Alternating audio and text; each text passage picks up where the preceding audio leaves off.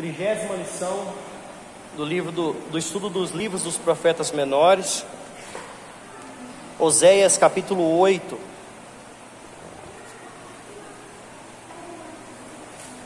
A lição tem o título A Profecia sobre o Juízo, e o texto nosso se encontra do capítulo 8, versículo 1 ao 14. Esse tema, a profecia sobre o juízo, ele começa do capítulo 8 e ele vai até o final do capítulo 10. Vai tratar do mesmo tema, a mesma profecia, a mesma palavra do profeta. Mas fica muito longo para a gente tentar resumir tudo numa aula só. Então é mais fácil a gente dividir em 3 partes mesmo, fazer cada capítulo por vez. E hoje a gente vai fazer o capítulo 8 até o versículo 14. A gente encerra ele. E vamos lá. Oséias capítulo 8, versículo 1 diz assim: Emboca a trombeta, ele vem como a águia contra a casa do Senhor, porque transgrediram a minha aliança e se rebelaram contra a minha lei. Então, versículo número 1, pode passar. Pode passar.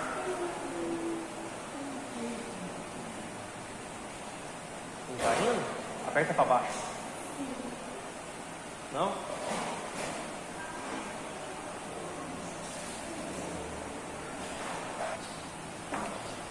Bom, versículo 1, ele fala: emboca a trombeta, ele vem como águia contra a casa do Senhor. Alguém abre lá para mim, Deuteronômio, capítulo 28, versículo 49. E um outro abre para mim em Abacuque 1:8. O Abacuque vai ler primeiro, depois Deuteronômio 28, 49.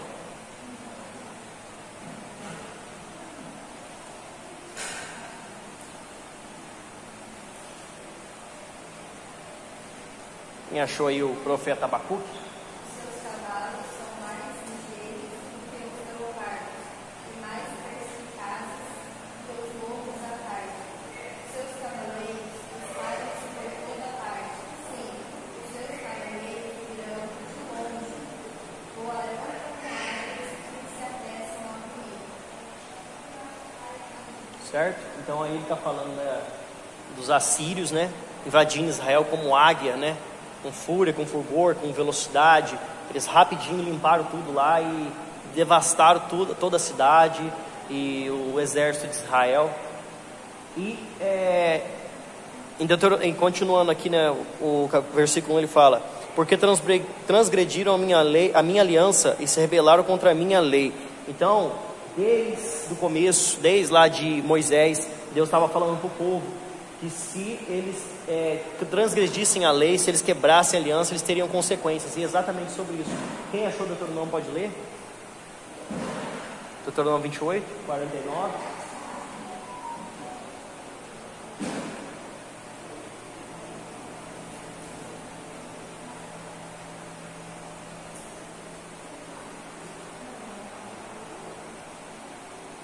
Alguém achou?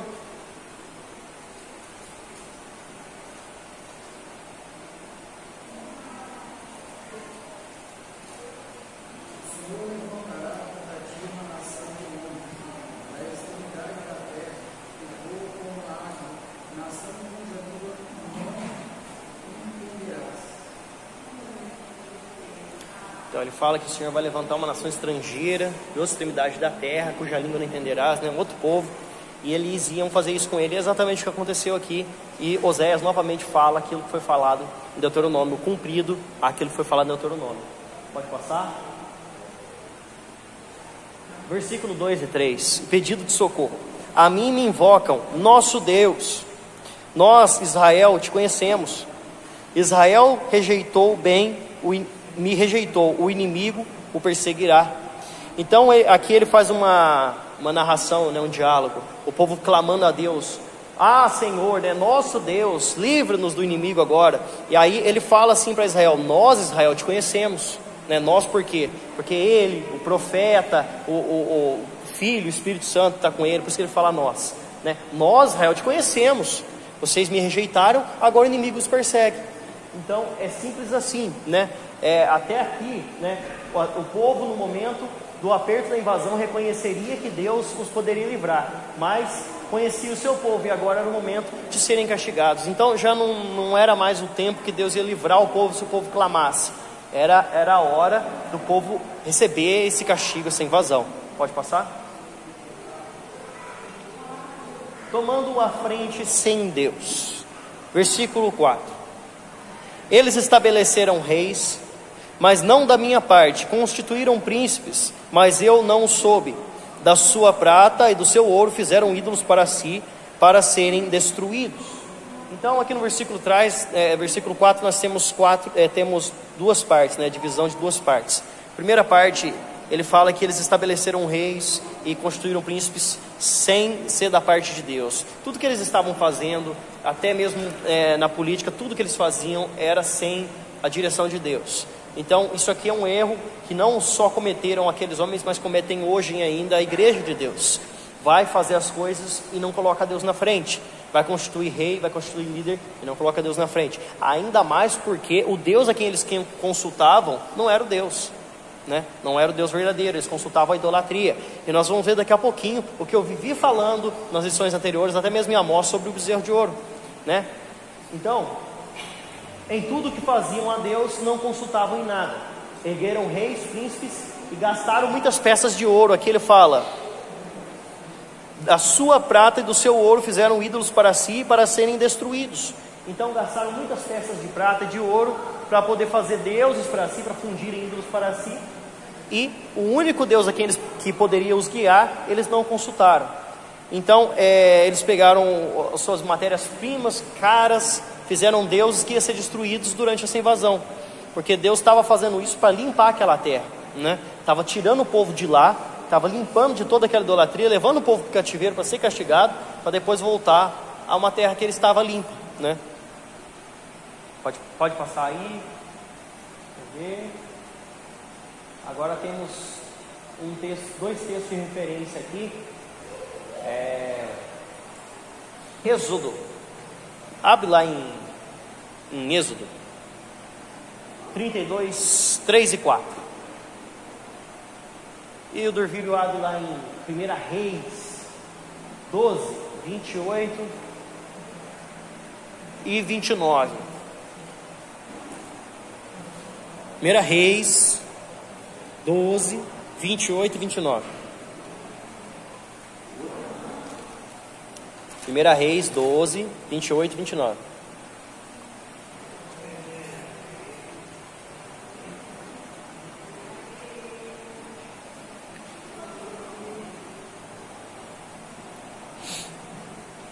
Tá? Vamos lá. O bezerro de ouro, versículos 5 e 6. O teu bezerro, ó Samaria, é rejeitado. A minha ira se acende contra eles.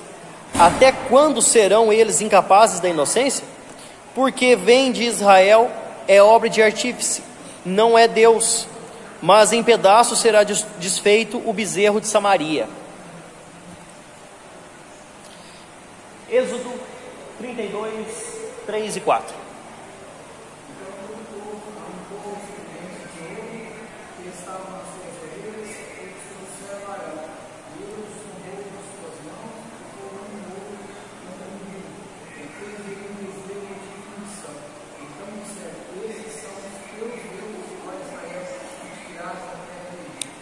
Então, recapitulando, o que foi que aconteceu aí?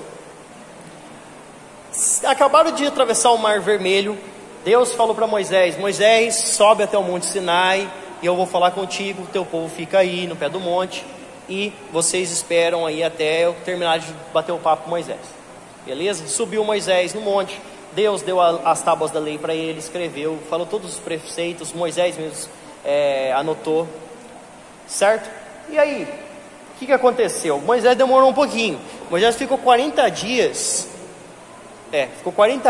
lá no Monte Sinai, falando com Deus. Provavelmente até em jejum, não comeu, não bebeu, nada.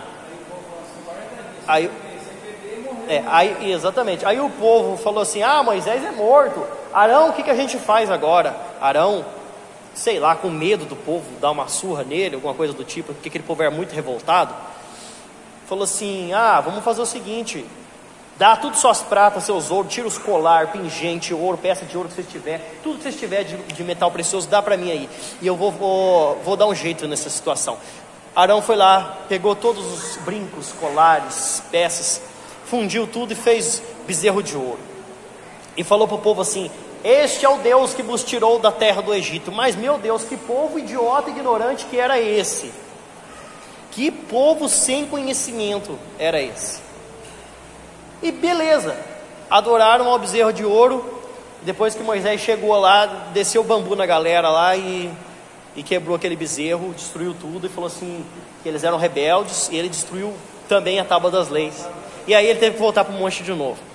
Então, esse aí é a história que a gente conhece do bezerro de ouro, né, que Arão fez. E Arão ainda teve a coragem de falar para Moisés que foi o povo, que jogou no fogo e simplesmente aquele negócio se fez sozinho. Então era um Deus mesmo. Beleza. Então essa é a história que a gente conhece. Aí você fala assim: meu Deus, foi destruído aquele bezerro de ouro, eles passaram pelo deserto, esqueceram daquilo lá, Moisés mostrou a verdade para eles e não ouve falar mais desse bezerro de ouro.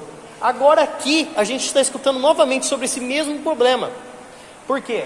Lá em 1 Reis 12, 28 e 29, pode ler lá? Assim o rei se tornou um conselho, fez de todos os bezerros de ouro, ele disse: muito trabalho lá será subir a Jerusalém. Desde aqui, 10 deuses de Israel, que fizeram subir da terra do Egito, e pôs um em Betel e colocou outro em Betel. A mesma bobagem que falou Arão, falou o rei Jeroboão. O rei Jeroboão, né, é o rei que ficou com as 10 tribos do norte. E aí, por uma jogada política, o que ele falou? Aquilo que a gente tinha falado para vocês antes. Ele falou assim: não desce lá para Jerusalém, lá para o Reino do Sul para adorar, não. Que isso, lá no Reino do Sul não tinha esse bezerro de ouro. Mas o povo também não sabia. Aí o rei Jeroboão pegou, fez 2 bezerros de ouro, colocou um em Samaria e colocou outro em Dan, né? Um lá em Betel, outro em Gilgal. E aí mandou o povo adorar, fez 2 réplicas do templo de Jerusalém e mandou o povo adorar aqui no Reino do Norte. Para que descer para o Reino do Sul? A mesma coisa, só que aqui era outro motivo. Aqui era para o povo não descer para o Reino do Sul. Talvez Jeroboão tivesse medo deles lembrar da aliança de Deus com Davi, que Davi era vamos falar assim, o responsável por Israel, né? Era o rei de Israel, era o verdadeiro rei de Israel. E aí eles lembram da casa de Davi, lembram da geração de Davi, e falam assim: não, vamos seguir a Davi e não ao rei Jeroboão. Aí talvez tomasse e virasse tudo o reino vamos falar assim, reino de Judá novamente. Então, por esse medo, Jeroboão fez as idolatrias, e aí que começou essa desgraça aqui que nós vemos hoje, né? Que nós vemos Amós profetizando contra, que nós vemos Oséias profetizando contra, Jeremias profetizou contra, até Isaías, eles ainda estavam tendo esse mesmo problema, dessa idolatria do bezerro de ouro. Esse era um dos problemas. Nós vamos ver outros problemas que que aconteceu também. Então, aqui é aquele bezerro de ouro que eu estou falando desde o livro de Amós. Pode passar. Agora, a gente vai pegar outra referência lá em Ezequiel 16. Ezequiel 16, cada um vai estar lendo um versículo aí. Pode ler o versículo 26, o Eliabe 28, Toninho 29.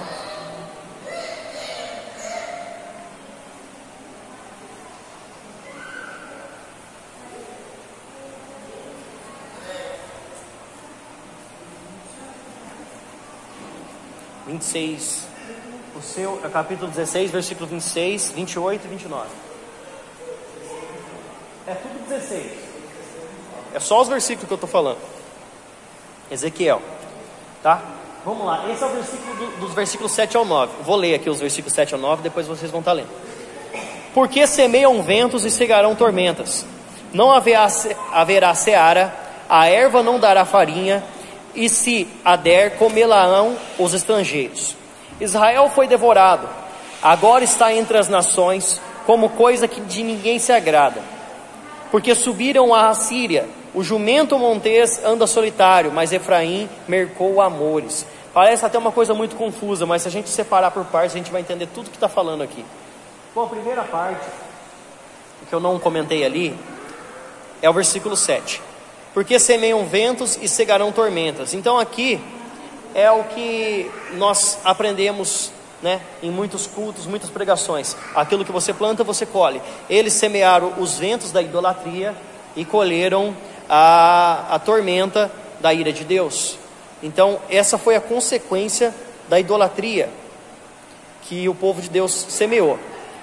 E ele fala: não haverá seara, a erva não dará farinha, e se der, comerá uns estrangeiros. Ou seja, tudo que eles plantassem naquela época, ou não ia prosperar, e se prosperasse, quando tivesse invasão, quem ia levar era o povo estrangeiro. Eles não iam aproveitar de nada daquilo que eles tivessem plantado, daquilo que eles tivessem colhido.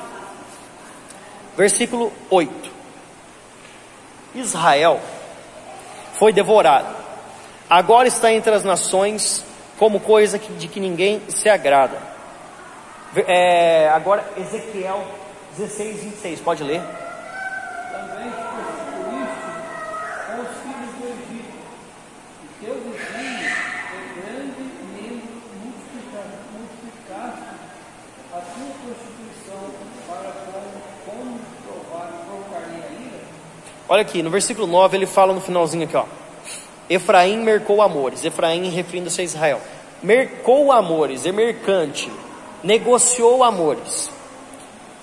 A história aqui de Oséias, o que é?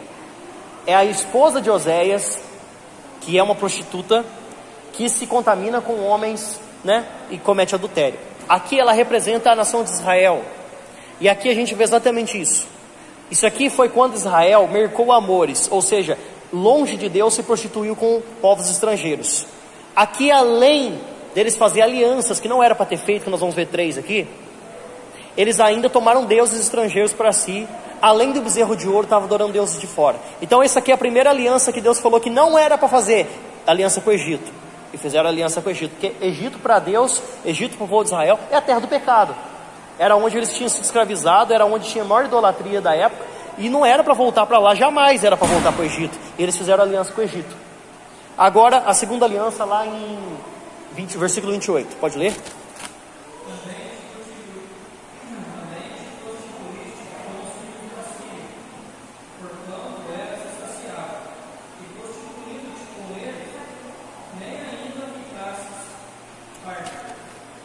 Olha lá, eles fizeram aliança com a Síria. É engraçado porque quem foi que invadiu eles foi a Síria, né?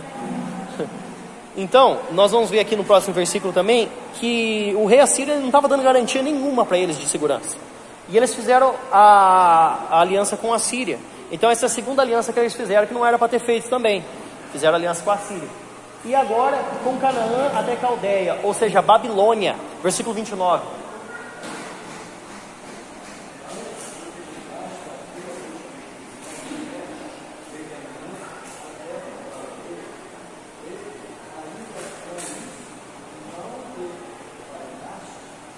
Então fizeram também aliança com a Babilônia. E é engraçado, porque a Babilônia vai ser o próximo que vai invadir e vai tomar eles na época de Jeremias, que vai levar eles também em outro cativeiro. Depois de eles saírem do cativeiro assírio, eles ainda vão para a Babilônia.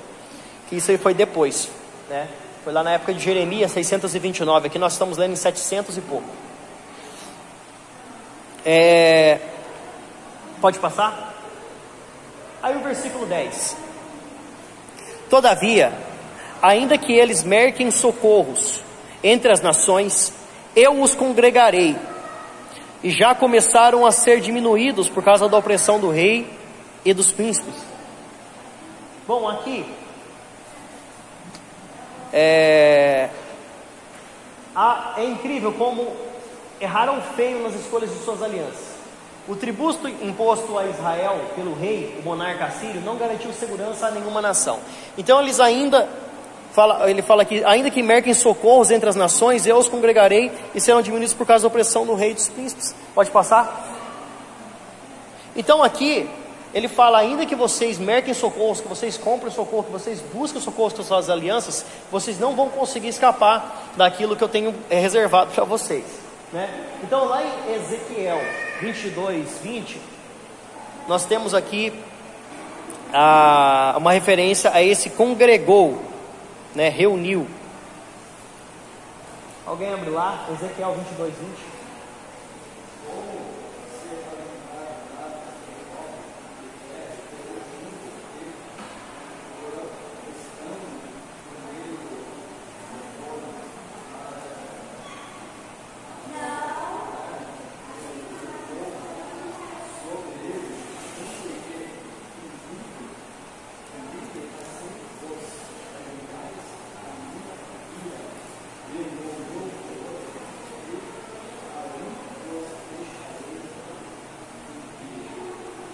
Aí ele fala assim para o povo, né? Deus falando para Israel: da mesma forma que vocês juntaram ouro, prata, chumbo, os metais preciosos e assopra neles, né, no fogo para poder fundir, né, para poder derreter e fazer uma idolatria, um ídolo para vocês, eu vou fazer a mesma coisa com vocês. Vou congregar vocês, vou reunir vocês, como ele fala aqui, vou colocar vocês num lugarzinho só e vou soprar em vocês para vocês pegar fogo e fundirem ali também.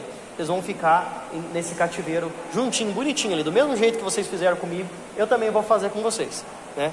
É uma referência à idolatria. Então, aí a segunda parte do versículo, já começaram a ser diminuídos. Alguém abre lá em Jeremias 42:2.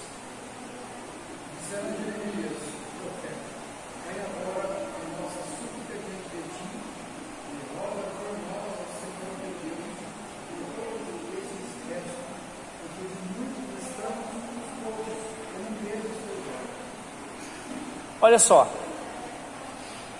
o povo, o que está acontecendo aí foi muito depois. Eu só peguei essa referência. O que estava acontecendo aí? Isso aí é o cativeiro babilônico. Nabucodonosor veio, invadiu a terra deles. Eles foram levados cativo. E depois que eles voltaram para a terra deles, para a Palestina, eles falam assim para Jeremias: ô Jeremias, nós somos tão poucos. O povo falando para Jeremias, porque desde essa época aqui do cativeiro assírio, ele estava sendo diminuído. Porque não tem como eles crescerem num cativeiro. O povo em cativeiro é mantido como refém, né? Como escravo. Então eles não crescem, eles não prosperam, não multiplicam, não acontece nada com esse povo, né? Só fica quem está ali e morre a maior parte. Então, desde essa época eles estavam sendo diminuídos. E aí chegou aqui no cativeiro babilônico, ele fala para Jeremias, o povo, quando eles voltam para a Palestina: Jeremias, nós somos tão poucos, deixa a gente voltar para a terra do Egito. Eles ainda pedem para Jeremias voltar para a terra do Egito. Aí Jeremias fala: eu vou orar a Deus e vou perguntar para ele, e tudo que ele me falar, eu vou passar para vocês. Aí Deus falou para ele: não, vocês não vão subir para a terra do Egito, vocês vão ficar aí na Palestina, vocês vão ficar em Israel, e vocês não voltem para lá, porque se vocês voltarem para lá, vocês vão ser destruídos completamente. Então isso aqui foi na época do cativeiro babilônico, depois do cativeiro babilônico. Então aqui é só para falar para vocês o que estava acontecendo. São muito tempo depois ainda, né? Que ainda depois disso eles ainda estavam clamando porque estavam sendo diminuídos. E Oséias estava falando aqui desde já, 100 e poucos anos antes disso acontecer.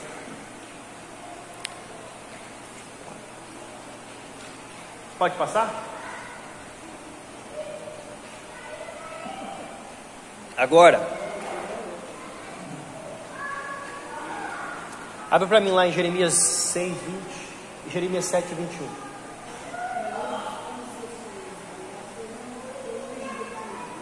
Não, o Egito fica na África.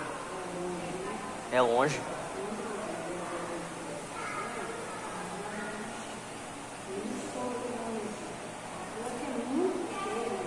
É feio? Eu tinha curiosidade de ver lá as coisas lá.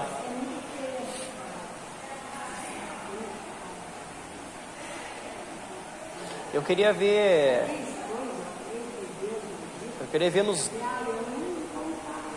não, eu queria ver como é que eram as coisas lá no Egito lá. Tenho curiosidade.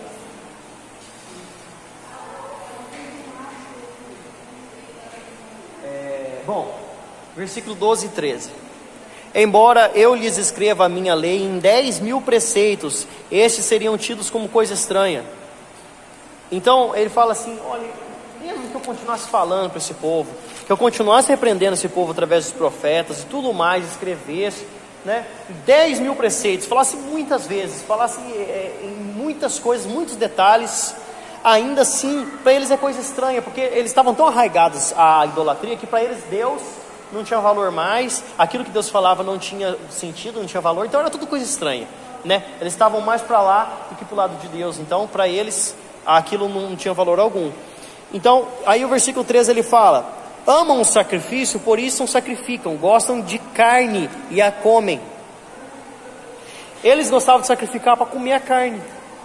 Olha aí, que coisa interessante. Para que eles sacrificavam? Né? Para comer a carne. Mas o Senhor não os aceita, agora se lembrará da sua iniquidade e lhes castigará o pecado, e eles voltarão para o Egito. Ah, mas peraí, vou voltar para o Egito? Não, não é literalmente. Vamos lá, versículo 20 de Jeremias 6. Para que possa me virar o incenso e sapar, e a melhor da cana aromática da terra, vossos homens loucustos me agradam-me das suas suaves ou vossos sacrifícios? Então ele fala assim para eles: o que adianta vocês virem aí com os melhores incensos aromáticos, a cana, tudo que é bonito, cheiroso, vir sacrificar para mim com as carnes, trazer de longe para poder vir sacrificar para mim? O que adianta isso tudo se eles fazem idolatria? Isso, nada disso é para mim.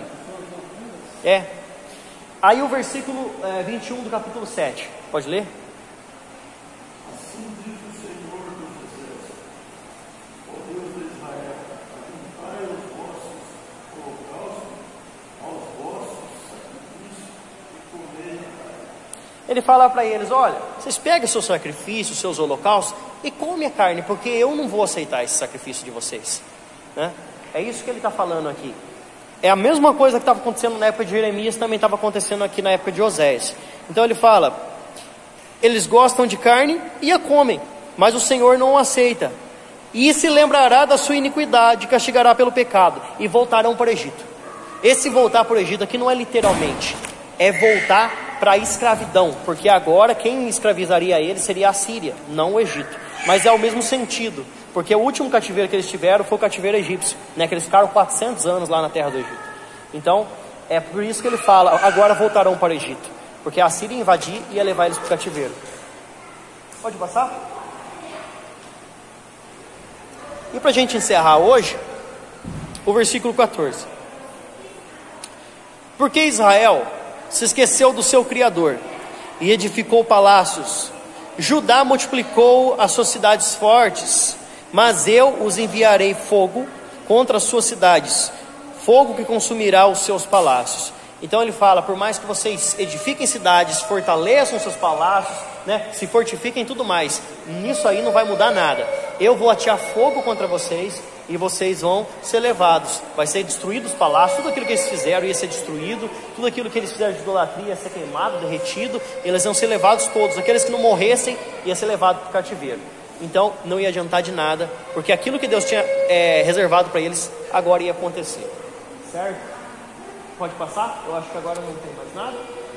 Bom, então fica aí a lição, capítulo 8, uma lição até mais curta hoje. Sabe quando eles pensaram que não ia ter mais nada do cativeiro, aí depois veio Babilônia, aí depois no final, lá de Cristo, um pouco ali, veio Roma. A Roma não foi bem um cativeiro, mas foi uma colonização, né? Uma invasão.